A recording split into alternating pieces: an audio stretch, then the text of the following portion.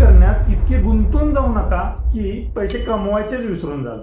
नमस्कार मित्रांनो, या व्हिडिओच्या माध्यमातून एक महत्त्वाचा मेसेज तुम्हाला द्यायचा आहे। माझा एक मित्र आहे जो अतिशय हुशार, अगदी शाळा कॉलेज पासून अतिशय हुशार, कंपनीत खूप चांगल्या लेवलवरती आहे आणि चांगल्या पगारावरती, चांगल्या पोझिशनवरती, चांगले अवॉर्ड्स वगैरे घेत राहतो तो परफेक्ट। पण ज्यावेळेस फायनान्शियल डिसिजन घ्यायची वेळ येते त्यावेळेस मात्र तो नेहमी एक कारण देत असतो, ओके पटतंय सगळं, आता आपण पुढच्या महिन्यात घेऊन येणार नाही, पुढच्या महिन्यात घेऊ, असं बऱ्याच वेळा तो करत असतोय। मित्रांनो पहा, साधारण 2010 ची गोष्ट मी तुम्हाला सांगतोय, हे मी माझ्या बाबतीतलं सांगतोय। मला त्यावेळेस एक बुक वाचण्यात आलं, ते म्हणजे श्रीमंत होण्याचे नियम।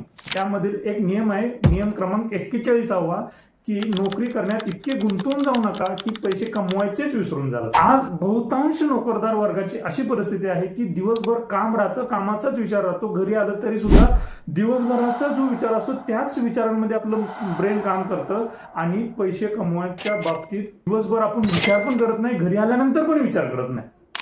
मग पैसे कमवायच्या बाबतीत बहुतांश नोकरदार कधी विचार करतो, तर अॅन्युअल इन्क्रीमेंट असते ना त्याच वेळेस, तेवढंच एक 4-8 दिवस 15 दिवसच त्याच वेळेस तेवढा विचार येतो, पैसे वाढले पाहिजेत, पैसे वाढवण्यासाठी काहीतरी केलं पाहिजे वगैरे। मित्रांनो मला सांगा, वर्षभर जर आपण मनातच विचार करत नाहीये पैसे वाढवण्यासंदर्भात, पैसे कमवण्यासंदर्भात, तर रियालिटी कशी येईल? प्रत्येक गोष्ट 2 वेळा घडते, एकदा मनात आणि एकदा प्रत्यक्षात। मनातच तुम्ही विचार करत नसाल तर प्रत्यक्षात कशी येईल? या पुस्तकामध्ये 100 नियम आहे, त्यापैकी जवळपास 93-94 नियम मी आज फॉलो करतोय, कृतीत आणलेले आहेत। असं कोणतंही माध्यम असेल की जे तुम्हाला मार्गदर्शन देईल, मग ते विचारांच्या मध्ये परिवर्तन घडेल, असं जर सोबत असेल तरच खऱ्या अर्थानं तुमच्या आयुष्यात पैसा येतो। मित्रांनो तुमच्या आयुष्यात असं एखादं बुक, असा एखादा ऍडवायझर सोबत असेल तर नक्की फॉलो करा, आणि कोण नसेल तर या नंबरवरती संपर्क करा, आणि हे पटलं तर नक्की तुमच्या जवळच्या मित्राला शेअर करा, जेणेकरून त्याच्या आयुष्यात श्रीमंतीचे विचार येतील। धन्यवाद।